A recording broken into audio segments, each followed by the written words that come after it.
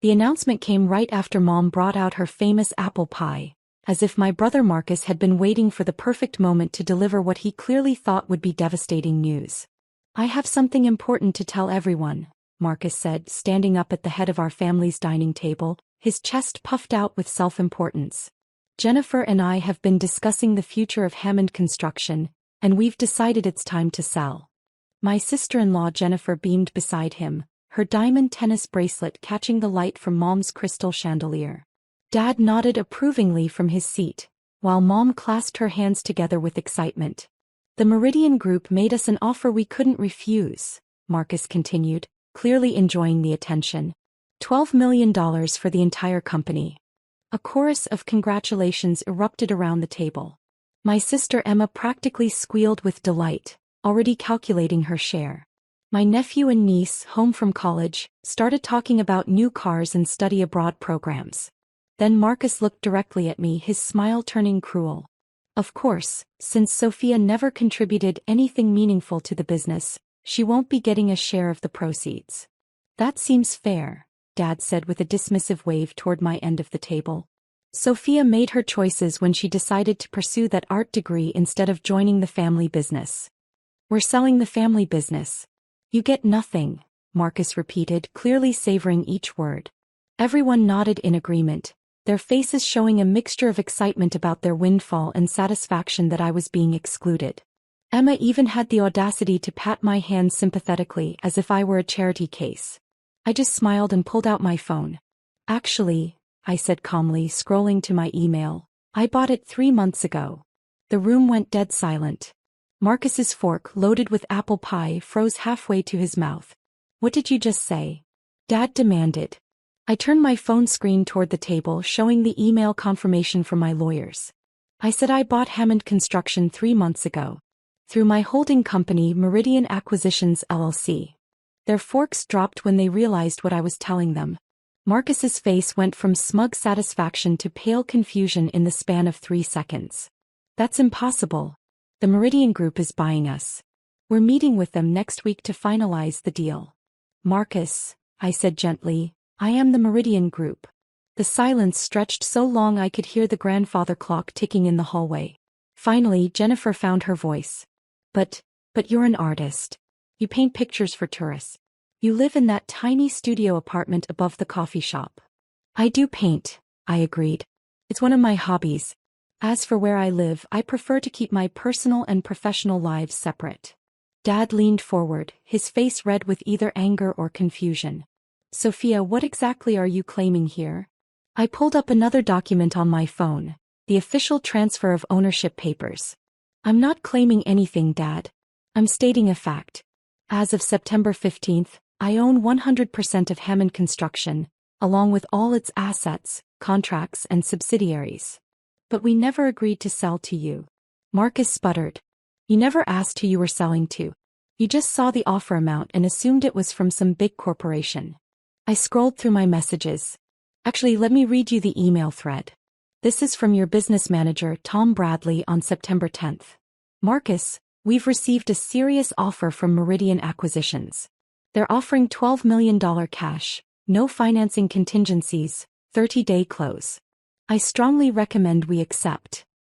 I looked up at Marcus's increasingly pale face. "And your response was, if the money's real, I don't care who's buying. Just get it done." Mom set down her coffee cup with shaking hands. "Sophia, I don't understand. Where would you get $12 million? "From my other businesses, Mom. The ones you've never asked about because you assumed I was failing." Emma laughed nervously. "What other businesses? You sell paintings at the farmer's market." "I do sell paintings at the farmer's market," I confirmed, "under the name S. Hammond. But I also own Meridian Acquisitions, which has a portfolio worth approximately $200 million. We specialize in acquiring underperforming construction and development companies, modernizing their operations and increasing their profitability." The room was so quiet I could hear my nephew's phone buzzing with notifications from across the table. "That's impossible," Jennifer said again, but her voice lacked conviction. "Is it?" I pulled up my company's website on my phone and handed it to her. "Meridian Acquisitions LLC. Founded 5 years ago. Headquarters in downtown Portland. CEO and founder Sophia Hammond. Jennifer's eyes widened as she scrolled through the website. This shows you own 15 companies. 16 now, I corrected. Hammond Construction makes 16. Marcus grabbed the phone from his wife's hands, staring at the screen in disbelief. But we would have known. Someone would have told us. Told you what? That the daughter you dismissed as a failure had built a business empire? Why would anyone tell you that when you never asked? Dad stood up abruptly, his chair scraping against the hardwood floor. This is ridiculous. You can't just buy our family business without telling us. Actually, I can. It's called a legal business transaction. You put the company up for sale, I made an offer, you accepted. Everything was handled through lawyers and business managers. The fact that you never bothered to research who was buying your company is your oversight, not my deception. But why? Mom asked, tears starting to form in her eyes. Why would you do this to us? I looked around the table at my family, really looked at them, for the first time in years. Do this to you? Mom, I saved your business. Do you have any idea what Hammond Construction's actual financial situation was before I bought it? Marcus crossed his arms defensively. We were doing fine. You were 3 months away from bankruptcy. I pulled out a folder I'd brought with me, knowing this conversation would eventually happen. 2 years of declining revenue, $800,000 in unpaid vendor bills, 3 major contracts in default, and a lawsuit from the city over safety violations on the Morrison Bridge project. I spread the financial documents across the table like a poker player revealing a winning hand. The only reason the Meridian Group, my company, was willing to offer $12 million was because I knew I could turn it around. Any other buyer would have offered maybe $3 million, and that's if they were feeling generous. Jennifer picked up one of the financial statements, her face growing paler as she read. Marcus, you told me the business was thriving. It was. Marcus insisted. We had some temporary cash flow issues, but nothing serious. Marcus, I said quietly, you hadn't paid your employees in 6 weeks. I know because they were calling my personal number, asking if I could help them get in touch with someone who could approve their paychecks. Dad sank back into his chair. How did you know about any of this? Because Tom Bradley has been sending me the company's financial reports for 2 years. He was worried about the direction things were heading and thought maybe I could help, given my background in business acquisitions. Tom was sharing confidential information with you? Marcus's voice cracked with indignation. Tom was trying to save the company Dad built from the ground up. The company that bears our family name. The company you were running into the ground. The grandfather clock chimed 8 times, marking the passage of another hour in what had become the longest Christmas dinner in family history. So what happens now? Emma asked in a small voice. Do we all lose our jobs? Emma, you haven't worked for Hammond Construction in 5 years. You're a yoga instructor. I meant Marcus and Dad. I looked at my brother who was staring at his hands. That depends on Marcus. I bought the company because I believe it can be successful again. But it needs competent leadership. I am competent. Marcus snapped. Are you? Because the financial records show a different story. Revenue down 40% over 2 years. Customer satisfaction scores at an all-time low. 3 of your biggest clients have already indicated they won't renew their contracts. I pulled out another document. This is from Wilson Development, your biggest client. They're canceling their $2.8 million project because of repeated delays and quality issues. The email specifically mentions leadership problems and lack of professional accountability. Marcus's face went through several shades of red before settling on a mottled purple. You don't understand the construction business. It's not like whatever it is you do. What I do, Marcus, is fix failing companies. And Hammond Construction is definitely failing. Dad finally spoke up. What are your terms? Pie terms. For keeping the company running. For letting Marcus keep his job.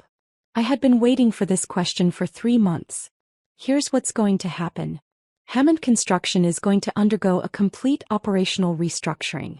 New management systems, updated safety protocols, modern equipment and proper financial controls. And Marcus? Jennifer asked. Marcus can stay but not as CEO.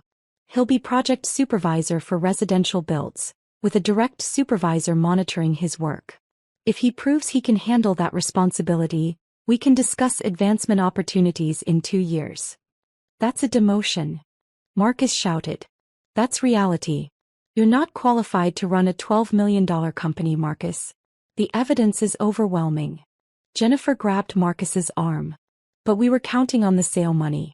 We put a deposit down on a house in Bend. We have plans. Those plans were based on selling a company that was worth $12 million, I pointed out. A company that was actually worth maybe $3 million due to its debt and liabilities. I paid $12 million because I knew I could fix it and because it's our family legacy. So we get nothing? Emma asked. You get jobs if you want them. Real jobs with real responsibilities. Emma, you could run our new customer relations department. Dad, you could head up our quality control division. Jennifer, we need someone to manage our new digital marketing initiatives. I stood up and walked to the window, looking out at the snow falling in Mom's backyard. Here's what I'm offering. The $12 million that Marcus thought he was getting from selling the company? That money is going back into the business. New equipment, facility upgrades, technology improvements, employee bonuses and expansion capital. But our house in Bend, Jennifer whispered. We'll have to wait until you earn it through actual work contribution. Marcus stood up so quickly his chair fell backward. This is insane. You can't just take over our lives like this. I'm not taking over your lives, Marcus. I'm offering to save them. The alternative is that Hammond Construction goes bankrupt in 3 months. Dad loses everything he spent 40 years building, and all of you are unemployed in a terrible job market. We could have sold to someone else, he insisted. No, Marcus, you couldn't have. I spent 6 months researching potential buyers before making my offer. 3 companies looked at Hammond Construction. 2 of them walked away after seeing the financial records. The third offered $2.1 million, contingent on major staff reductions and facility closures. I turned back to face my family. I paid $12 million because I love this family even when you don't see my value. I paid $12 million because Dad deserves to see his life's work continue. And I paid $12 million because I knew I could turn Hammond Construction into something worth being proud of again. The silence stretched for what felt like an eternity. Finally, Dad spoke. Sophia, why didn't you tell us about your success? When would I have told you, Dad?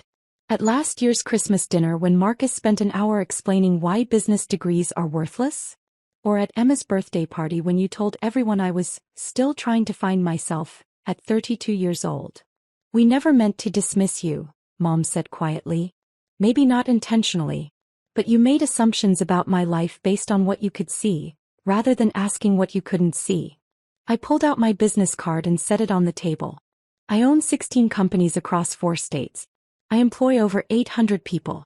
Last year, my businesses generated $47 million in revenue. And yes, I also paint watercolors at the farmer's market on Saturday mornings, because I enjoy it.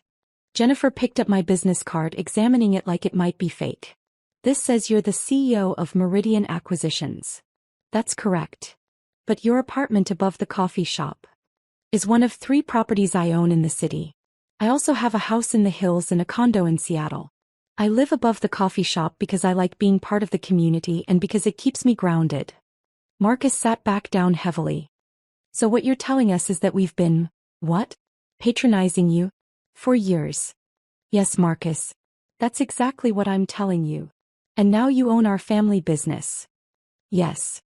And we work for you. If you choose to. The jobs I mentioned are real offers with competitive salaries and benefits. But they require actual work and accountability. Emma raised her hand tentatively. What about our shares of the sale money? We were all supposed to get something when the business sold. The business did sell. To me. And instead of taking the money and running, I'm reinvesting it to make Hammond Construction stronger. If you work for the company and help make it successful, you'll benefit through profit sharing, bonuses, and eventually stock options. So we have to earn what we thought we were getting for free, Dad summarized. Dad, you never got anything for free. You built Hammond Construction from nothing. You earned every dollar it's worth. But Marcus was about to sell your life's work to the lowest bidder and walk away with cash while your employees lost their jobs and your reputation got destroyed. I sat back down at the table. I'm offering all of you the chance to be part of something bigger. to help me turn Hammond Construction into the kind of company you can actually be proud to have your name on. And if we say no? Marcus asked. Then you say no.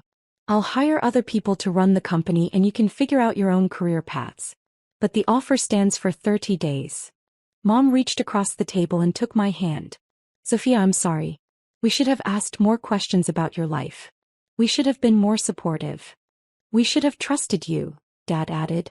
And we should have recognized that just because you chose a different path doesn't mean you weren't successful. Marcus looked at Jennifer, who nodded encouragingly.